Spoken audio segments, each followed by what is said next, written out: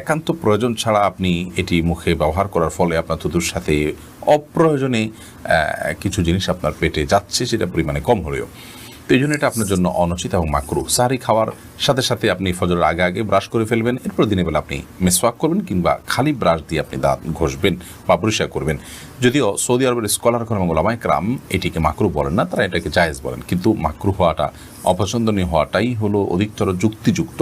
কারণ টুথপেস্ট এটি আমাদের থুতুর সাথে ভেতরে চলে যায়, হোক না সেটা পরিমাণে কম, তো এটিতে একান্ত প্রয়োজন নাই, যার কারণে আপনি সারির আগে আপনি টুথপেস্ট দিয়ে ব্রাশ করেন, পরবর্তীতে খালি ব্রাশ কিংবা মেসওয়াকের অভ্যাস গড়ে তুলুন। যে দিনের বেলা আপনি খাদ্য গ্রহণ করছেন না বিধায় এটা নিয়ে খুব বেশি পেরেশান থাকারও কোনো কারণ নেই। আয়েশা ইসলাম আপনি লিখেছেন, রমাদান মাসে ওষুধের মাধ্যমে মাসিক বন্ধ রেখে কি রোজা রাখা যাবে? এটা অনেক বোনের জিজ্ঞাসা। রমাদান মাসে মাসিক বন্ধ করার জন্য ঔষধ সেবন করে যদি কেউ রোজা রাখেন, তাহলে সেক্ষেত্রে সেটি তার জন্য জায়েজ হবে। শর্ত হলো সে ওষুধের মাধ্যমে কোনো বড় ধরনের শারীরিক ক্ষতির মুখোমুখি হওয়া বা কোনো প্রকার সাইড এফেক্টের আশঙ্কা না থাকতে হবে।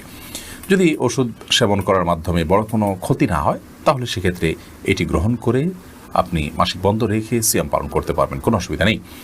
যদিও উত্তম হয় স্বাভাবিক অবস্থার উপরে ছেড়ে দেওয়া, কারণ আল্লাহ রাব্বুল আলামিন যে অবস্থা রেখেছেন সে অবস্থার উপরে থাকতে পারলে বেটার। তবে হ্যাঁ, অনেকে আছে রমজানের পরে রোজাগুলো রাখাটা তাদের জন্য চ্যালেঞ্জিং হয়ে যায়, কঠিন হয়ে যায়, তাহলে সেক্ষেত্রে তারা ওষুধ সেবন করে এই রোজাগুলো রাখতে পারবে, রমজান রোজাগুলো রাখতে পারবেন, কোনো অসুবিধা নেই। সত্য হলো সাইড এফেক্ট এর মাধ্যমে বড় কোনো ক্ষতির মুখোমুখি হওয়ার আশঙ্কা না থাকতে হবে। কারণ মানুষ নিজেকে ক্ষতির মধ্যে ফেলে দিবে এরকম কোনো কাজ ইবাদত করার জন্য করার নির্দেশনা ইসলাম আমাদেরকে দেয় না।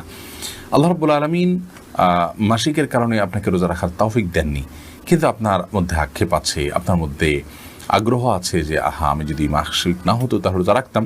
তো এই যে একটা আপনার আকুতি, এই যে আপনার আকুলতা, এটার কারণে আল্লাহ তাআলা রোজা না রাখতে পারার পরও আপনাকে আল্লাহ রাব্বুল আলামিন রোজা রাখার যে সব সেটি দান করবেন। কারণ হাদিসে আছে, নবী করিম সাল্লাল্লাহু আলাইহি ওয়াসাল্লাম বলেছেন, কোনো ব্যক্তি যদি অসুস্থ হয়ে পড়ে, শারীরিকভাবে অনুপযুক্ত হয়ে পড়ে কোনো ইবাদত করার, অথচ তার যখন শারীরিক সক্ষমতা ছিল তিনি সেই ইবাদতটি করতেন, ত্রুটি বিচ্ছুতি করতেন না, তিনি সেটি করতেন এবং এখনও সুস্থ থাকলে তিনি করতেন, তাহলে সেক্ষেত্রে তিনি এই ইবাদতটি সুস্থ অবস্থায় করলে যে পরিমাণ সওয়াব পেতেন, অসুস্থ অবস্থায় সেই ইবাদতটি করতে না পারার কারণে তার যে বেদনা, তার যে আকুতি, তার যে আকুলতা এবং তিনি যে সুস্থ থাকলে রাখতেন, সেই বিবেচনায় আল্লাহ তাআলা তাকে ইবাদত করার সওয়াব দিবেন। বিধায় মা বোনরা